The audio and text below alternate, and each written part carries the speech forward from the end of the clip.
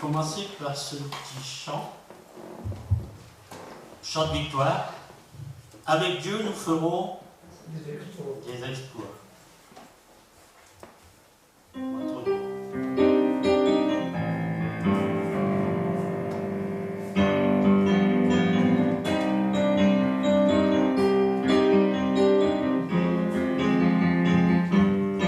Amen.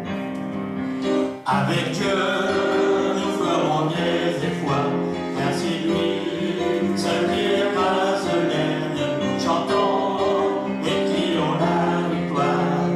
Christ est roi, car Dieu a gagné le combat et libéré son peuple. Sa parole a vaincu l'ennemi, la terre entière revient.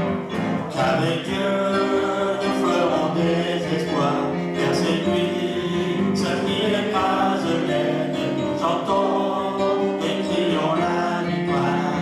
Christ est roi, car Dieu a gagné le combat et libéré son peuple. Sa parole a vaincu l'ennemi, la terre entière verra qu'avec Dieu nous ferons des exploits, car c'est lui seul qui écrase l'ennemi. Chantons et crions la victoire.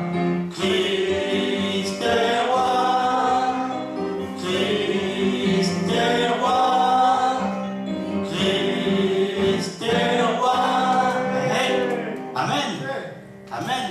C'était pour introduire mon chant. Je ne sais pas, j'ai demandé à Seth de préparer une image. Je ne sais pas si il l'a fait sur YouTube, je crois. Je dirais qu'il faudra passer sur YouTube. Ce matin, je voudrais vous parler, j'ai commencé par ce chant, car avec Dieu nous ferons des exploits, car c'est lui seul qui écrase l'ennemi. Chantons et crions la victoire de Dieu, car c'est lui qui nous a libérés, c'est lui. Et ce matin, je voudrais. C'est venu d'un. J'avais écouté. Je sais plus, c'est. Oui, c'est. En ce moment, sur Top Chrétien, ils font la prière pendant 40 jours, vous savez, pour les jeunes. Et il y a une petite vidéo. Donc, et dans cette vidéo, la personne a dit quelque chose qui m'a touché. Et ça m'a donné cette idée de ce que je vais vous apporter. Et je ne sais pas si tu as trouvé l'image. Non, je sais pas. Ouais, c'est pas grave. En fait, je voulais vous montrer quand j'étais un peu plus jeune, avec moins de ventre. C'était l'image de. Oui, pas le couvreur, hein, mais qui fait comme ça. Superman. Superman. C'est dommage, on n'a pas ma photo, bon, je vous la montrerai un autre jour. Je voulais vous montrer, parce qu'aujourd'hui, c'est vrai qu'on est entouré de tous ces super-héros, des Superman, des gens qui ont des puissances, des forces incroyables, et qui font des choses extraordinaires, qui sauvent la Terre, souvent. Et c'est bien sûr, c'est une image, parce qu'on sait très bien que humainement, c'est pas possible. Et c'est pour ça que mon thème, c'est des hommes ordinaires. Et la parole de Dieu dit, en Hébreu 11, on nous parle de tous ces héros de la foi, vous l'avez déjà lu, toutes ces personnes, ces gens qui sont dans la parole de Dieu et qui ont fait des choses, de belles choses, des choses extraordinaires, même des fois. Mais, par contre, le Romains 7, 14, Jacques 5, 17 nous dit, Élie, pas moi, c'est le prophète, Élie était un homme comme nous. Amen. De la même nature que nous. Même Paul, des fois on dit, si seulement je pouvais faire tout ce que Paul avait fait, Paul dit aussi, moi je suis charnel. Et dans d'autres versions, ça veut dire je suis faible. Même Paul dit, moi je suis charnel, je suis faible. En fait, ce qu'il voulait dire, c'est que Élie, avec tout ce qu'il a fait, Paul, avec tout ce qu'il a fait, on va voir des exemples, eh bien, c'était des gens ordinaires, des êtres humains. Et je ne sais pas si vous êtes des êtres humains, j'espère. Amen, hein. Pas venu de notre galaxie, il n'y a personne, c'est bon, on est tous des êtres humains. On est tous des êtres humains avec nos défauts, nos qualités, nos forces, nos faiblesses. C'est vrai que vous avez des gens qui ont des caractères très plus forts que d'autres, qui n'abandonnent jamais. On a déjà dans notre nature, hein, soit on est des gens qui se laissent vite aller, ou alors on a des capacités naturelles qui font que, eh bien, on est plus costaud, parce que on est ainsi fait. Mais par contre, même ces gens-là, même si quelqu'un a un caractère très dur et qu'il est, eh bien, on est quand même des êtres humains avec nos faiblesses, nos qualités. Et là, je vais vous donner des exemples. Il y a l'exemple de Moïse. Donc, il était tout à fait un être humain comme nous. La preuve, c'est qu'il a fait l'erreur, il avait tué un jour un Égyptien. Quand Dieu l'a appelé, c'est vrai marqué, il a essayé de négocier avec Dieu. Quand il était appelé à être conducteur, oh, je ne sais pas trop parler, oh, je ne sais pas faire ceci, oh, je ne sais pas faire cela. Donc, on voyait qu'il était humain. Pourtant, quand il a fini par accepter, il y a eu quelque chose qui était très marquant, c'est que un jour Dieu lui dit, prends ce bâton, jette-le. Il est devenu un serpent, reprends-le, il est redevenu un bâton. Et ce bâton, c'était quelque part le symbole de la puissance de Dieu, parce qu'il a servi au 10 plaies. Quand il a fallu sortir avec ce bâton, eh bien, il a fait pas mal de choses. Il a mis la mer s'est changée en sang, par exemple. Il y a eu plein de les 10 plaies. Vous les connaissez, forcément. Avec ce bâton, et quelque chose qui s'est passé, c'est que la mer Rouge s'est ouverte. Alors, la question c'est, où était cette puissance? Est-ce qu'elle était dans ce bâton? Je vous pose la question. Est-ce qu'elle était en Moïse? Je vous pose cette question. Et non, cette puissance, c'était la puissance de Dieu. C'était Dieu qui ouvre la mer, parce que, je me suis déjà dit, je prends un bâton, puis je vais devant l'esco, puis je lui dis ouvre-toi. Moi, je crois que je peux passer quelques heures avant que ça s'ouvre. Hein, parce que c'était pas ce bâton, la puissance, c'était Dieu qui était puissant derrière, c'était son action divine. Aujourd'hui, nous-mêmes, nous n'avons aucune puissance, parce que quelque part, Moïse n'avait aucune puissance, parce que même si Moïse, par exemple, chaque Dieu lui a demandé, il avait essayé d'ouvrir la mer Rouge comme ça, je ne crois pas qu'elle serait ouverte. Là, c'était parce que Dieu lui avait donné un ordre, lui avait dit, pour le peuple, c'était quelque chose qui allait servir à sauver le peuple d'Israël. Je me suis dit, c'est vrai que c'était quelque chose de puissant, parce que c'était la puissance de Dieu. C'était avec un homme ordinaire, un simple bâton, eh bien, Dieu a fait quelque chose d'extraordinaire. Le danger, c'est... Je me suis imaginé, imaginons qu'aujourd'hui, quelque part, on retrouve ce bâton, et qu'on peut prouver que c'est bien le bâton de Moïse. Qu'est-ce qui deviendrait? Eh bien, ça deviendrait une idole, comme il y a eu l'histoire du linceul de Jésus, comme on disait que c'était la photo de Jésus qui était dessus. Ils ont fait des recherches avec le carbone, Jésus de Gobien qui s'appelle. Enfin bref, ils ont fait. Mais imaginez que ce bâton soit retrouvé. Aujourd'hui, on ferait une procession, ça serait procession du Saint-Bâton, il y aurait des églises sans bâton comme on fait aujourd'hui. Pourquoi? Parce que on aurait vite idolâtré ce bâton ou idolâtré Moïse. D'ailleurs, ça s'est passé avec Paul. Hein. Quand Paul, ils ont fait des actions, ils ont dit ça y est, c'est des dieux, ils voulaient se mettre à genoux devant eux, et Paul a dit non, non, non, non, c'est pas nous, c'est cette puissance. C'est pas nous la puissance, c'est Dieu. Et ça m'a marqué quand la personne avait dit ça d'un homme ordinaire, parce qu'il était de la même nature que nous, il a fait quelque chose d'extraordinaire. Un autre exemple, Élie, toujours pour moi. Élie est un homme comme nous, parce que, rappelez-vous, il avait fait une dépression, on dirait aujourd'hui. Hein. Il avait fait une dépression, il voulait même mourir, parce qu'il se croyait tout seul. Et on voit que c'était un être humain comme chacun de nous. Pourtant, il a fait une chose extraordinaire avec les prophètes de Baal. Vous connaissez cette histoire où, pour l'Holocauste, il leur a dit faites tomber le feu du ciel si c'est vraiment un vrai Dieu. Ça n'a pas marché. Et lui, Élie, qu'est-ce qu'il a fait? Il a fait mettez de l'eau. Impossible d'allumer, et le feu s'est allumé. Et il y a aussi cette belle histoire avec ce manteau qui ouvrit le Jourdain. Vous vous souvenez cette scène où il lance ce manteau? Et d'ailleurs, Élisée l'a repris, et ce manteau a ouvert le Jourdain.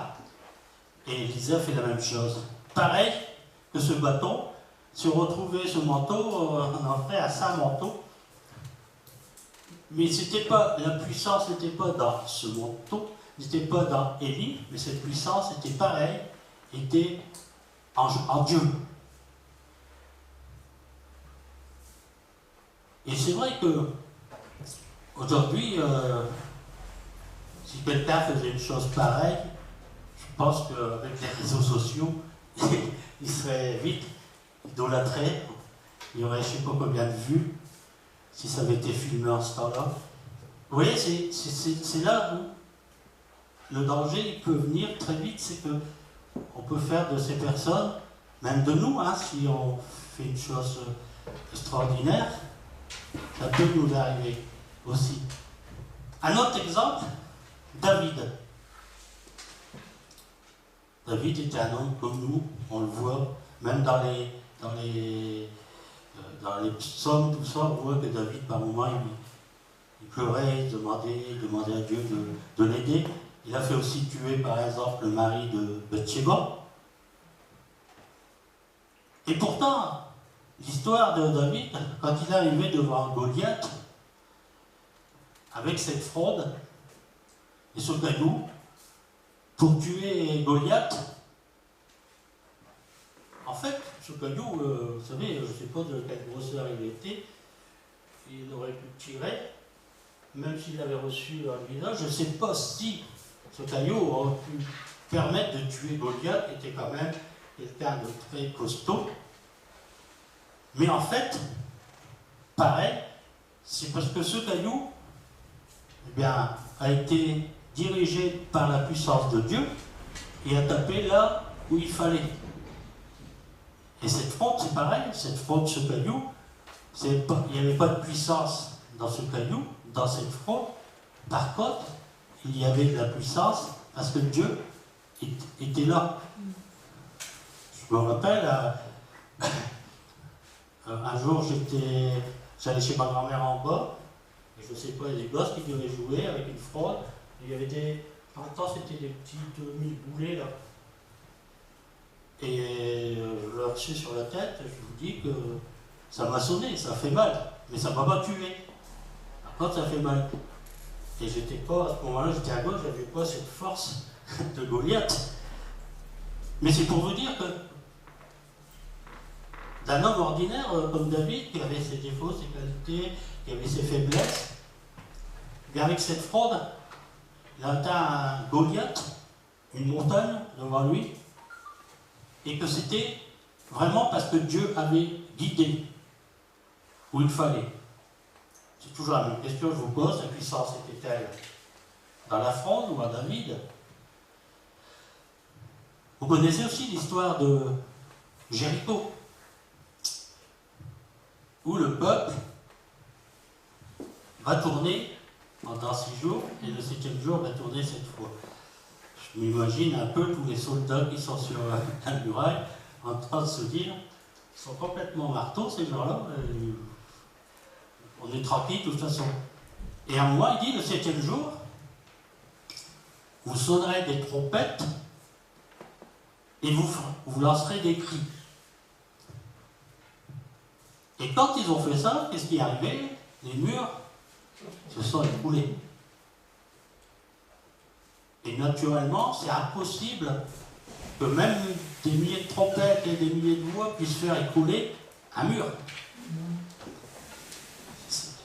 Parce que c'est quand même costaud. Et là, tout va s'écrouler.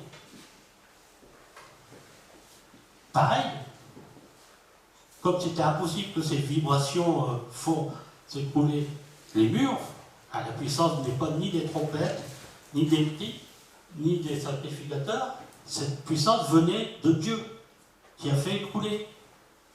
D'ailleurs, dans tous ces exemples que je vous donne, Dieu pouvait ouvrir la mer sans demander à Moïse, pouvait faire écouler ces murs sans demander. Mais là, c'était des exemples où Dieu leur demandait, et cette puissance s'est affirmée, parce que Dieu, il est tout puissant. C'est des choses surnaturelles. Nous, on peut pas naturellement, nous, en tant qu'être humain naturel, on peut brandir tous les bâtons qu'on veut, on peut crier tout ce qu'on veut, on peut lancer notre manteau, rien ne va se passer, sauf si Dieu nous dit, nous donne un ordre, dire voilà, fais telle chose, même si ça semble stupide, comme Naaman, quand il a dit d'aller dans le Jourdain, même lui il dit bah, c'est ridicule, il peut me guérir autrement. Mais voilà, Dieu a ses plans. Pareil, exemple de Paul en prison avec Silas, quand ils ont chanté, ils ont loué, et là ils disent les fondations se sont ébranlées, les fondations. Nous, on peut chanter aussi fort qu'on veut, je ne sais pas si les fondations, vaut mieux pas, parce qu'après, il faudra tout refaire, mais les fondations vont s'ébrouler. Mais là, c'était dans un but précis.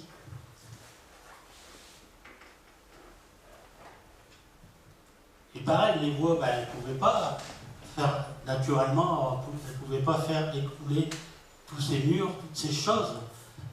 Mais Dieu, par sa puissance, vous voyez, de gens ordinaires, il a fait des choses extraordinaires. J'ai bien aimé aussi cette histoire la jalousie, le fer de la hache. Ils allaient couper du bois, puis la hache, le fer de la hache s'est enlevé et est tombé dans l'eau. Et Élisée, qu'est-ce qu'il a fait? Il a pris un morceau de bois, il l'a jeté, et le fer a remonté. À part si vous allez le rechercher, mais c'est impossible. Du fer, c'est plus lourd que l'eau, et c'est impossible à faire remonter. Même si vous pouvez jeter toute une forêt dans la mer pour faire remonter de la ferraille, ça ne marchera pas. Là, c'est pareil. Les lois physiques ont été enlevées. Dieu a permis à ce fer de hache de remonter.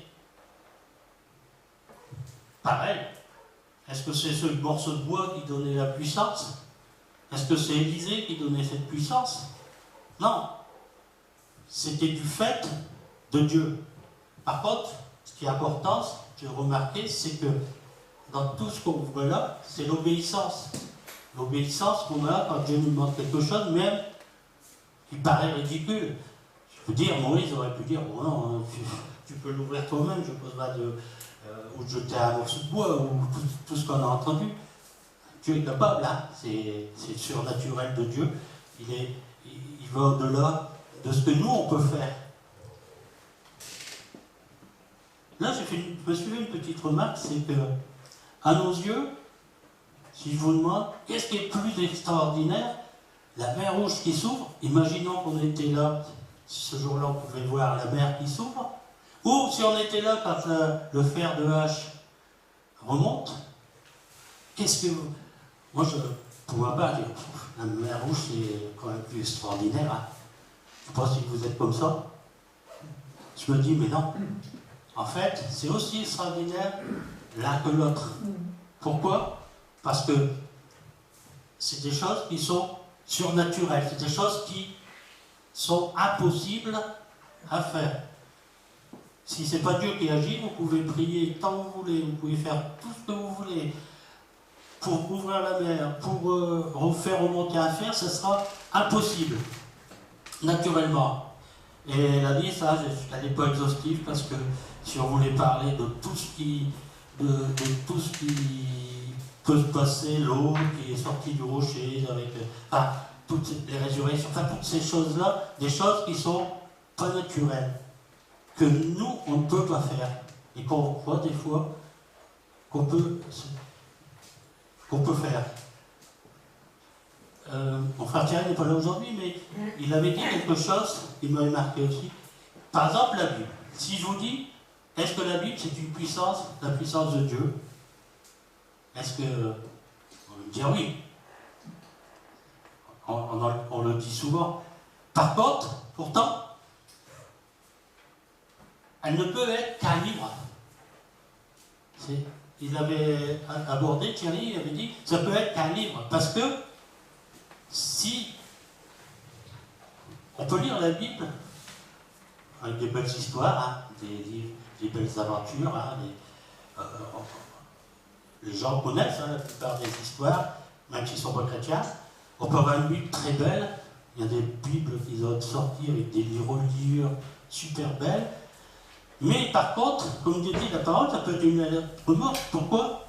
Parce que, bien tout simplement, comme des archéologues par exemple, qui ne sont pas chrétiens, des fois se servent de la Bible quand ils retrouvent des choses pour voir la véracité par rapport à la Bible dans les pays là où la Bible parle d'endroits.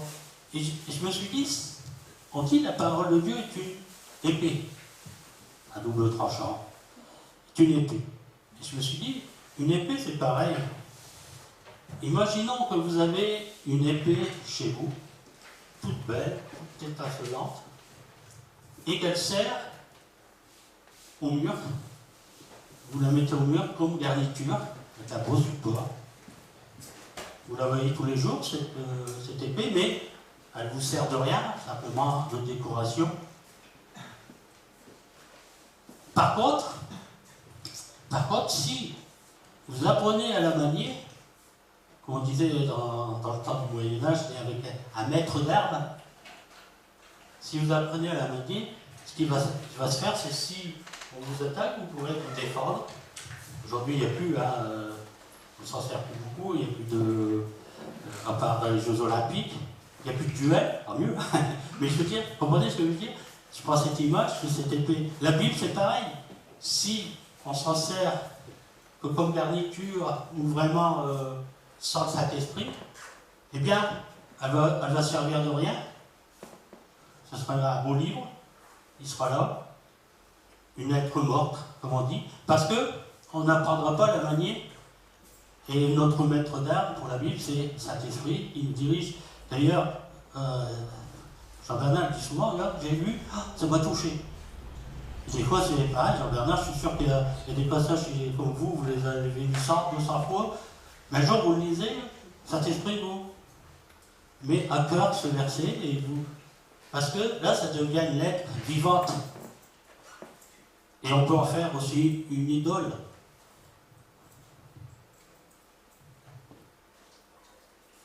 En fait, en préparant cela, je me suis dit, peut-être, c'est sûr, je je ne sais pas si vous l'avez, mais j'ai aucune puissance surnaturelle. Vous avez des puissances surnaturelles, vous? Non, hein, impossible. Parce qu'on est des êtres humains.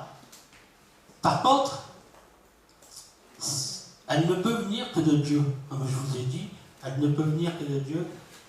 Ce bâton que Moïse a brandi, il a dit de faire ouvrir la mer, c'est parce que Dieu a permis, parce que humainement, vous ne pouvez pas essayer d'aller ouvrir l'Escaut tout à l'heure, vous allez voir, et ça va marcher. Ensuite, il faut faire attention parce que de ne pas idolâtrer. Et ça va vite, vous savez, parce que combien de fois j'ai vu des gens qui ont des ministères, par exemple, de guérison. Ils sont un ministère de guérison, ils apposent les mains, les gens sont guéris,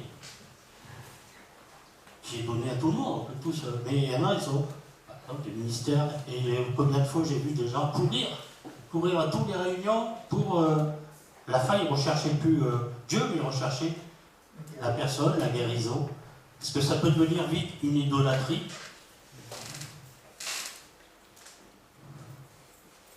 Mais si Dieu n'est pas à la source, rien ne peut se passer.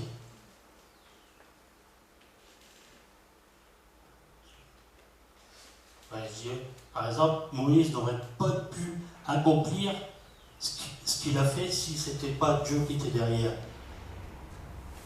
Un homme ordinaire, c'est quelqu'un qui a dit ça, Dieu peut faire des choses extraordinaires. Mais c'est jamais nous qu'on peut faire. Si Dieu n'est pas à l'origine. Ça m'a fait beaucoup réfléchir parce que, je ne sais pas si vous êtes comme moi, mais vous vous dites peut-être, mais moi j'aurais jamais un ministère comme Paul, moi je ne serai jamais un Moïse qui ouvrira la mer rouge, moi je ne serai jamais un Élie. Élie, quand même, c'est quelque chose d'extraordinaire. Des fois on prie, on se dit, ben moi ça ne marche pas. Élie disait à la pluie d'arrêter, la pluie arrêtée. Il disait à la pluie de recommencer, et la pluie recommençait. Et juste après, il dit, pourtant, Élie était un homme de la même nature que nous. Et pourquoi tout cela se passait? Parce que c'était Dieu qui guidait toutes choses. Et des fois, si vous avez des choses qui vous paraissent insensées, je ne sais pas, moi, si Dieu vous disait demain, eh bien, vous allez tourner autour de Tchex pendant 5-6 jours, puis prier, on va lui dire, je ne sais pas si ça va faire quelque chose.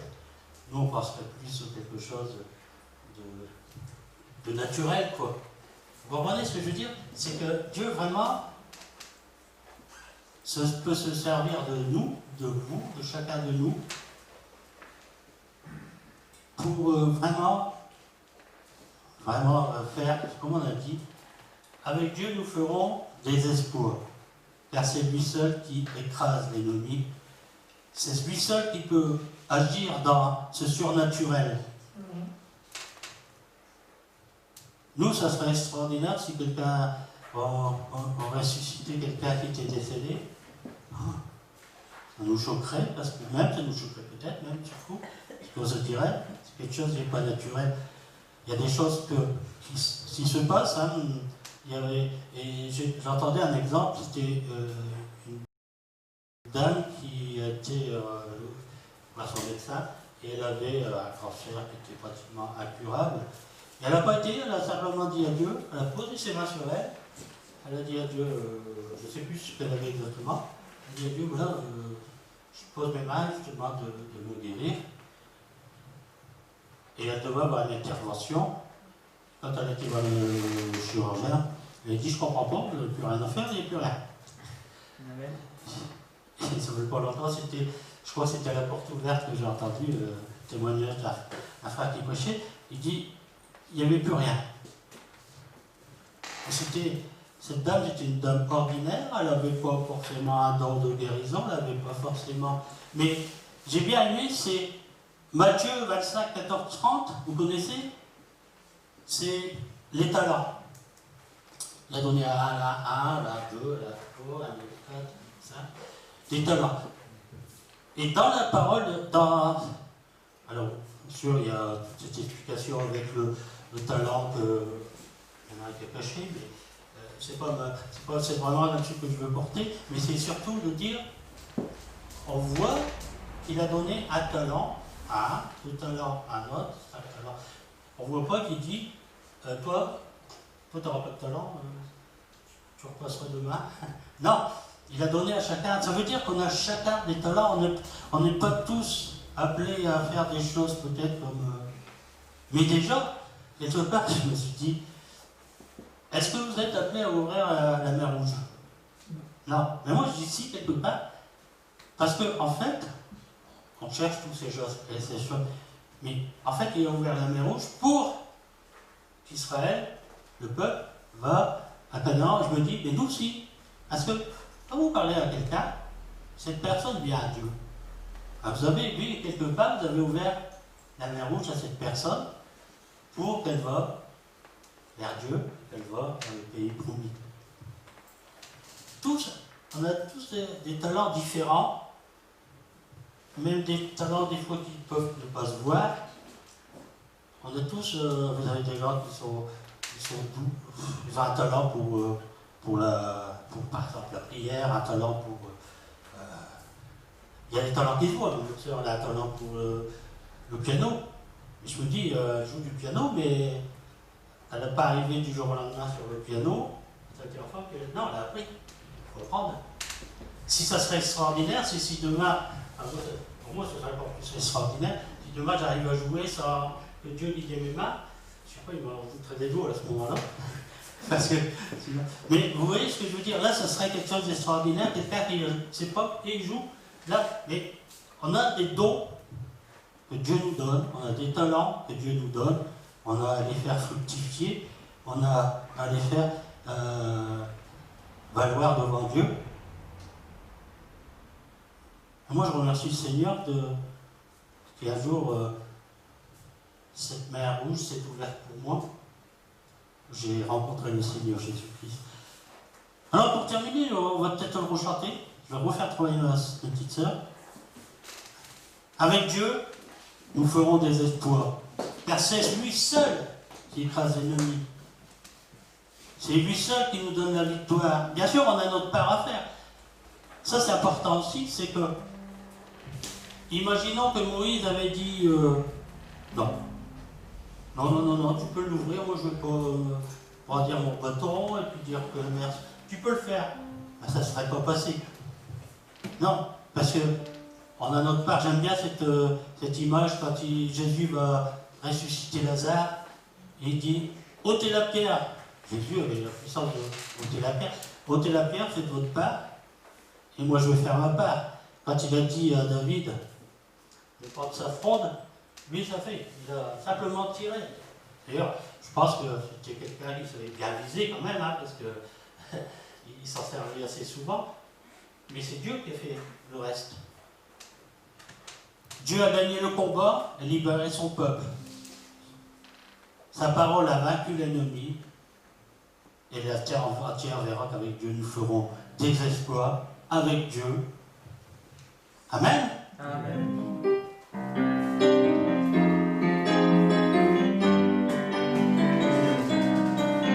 Avec Dieu, nous ferons des exploits, car c'est lui, seul qui écrase l'ennemi. Chantons et crions la victoire. Christ est roi, car Dieu a gagné le combat et libéré son peuple. Sa parole a vaincu l'ennemi, la terre entière verra qu'avec Dieu nous ferons des exploits, car c'est lui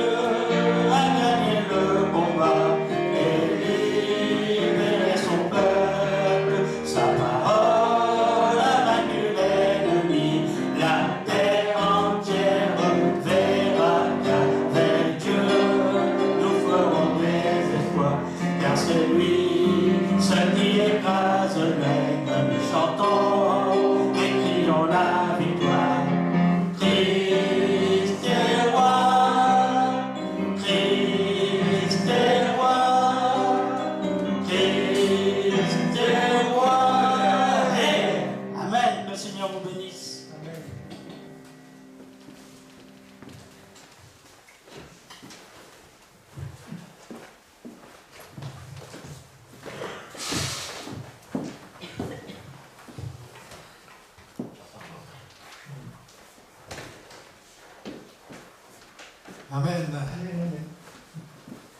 Nous sommes des gens ordinaires avec un Dieu extraordinaire.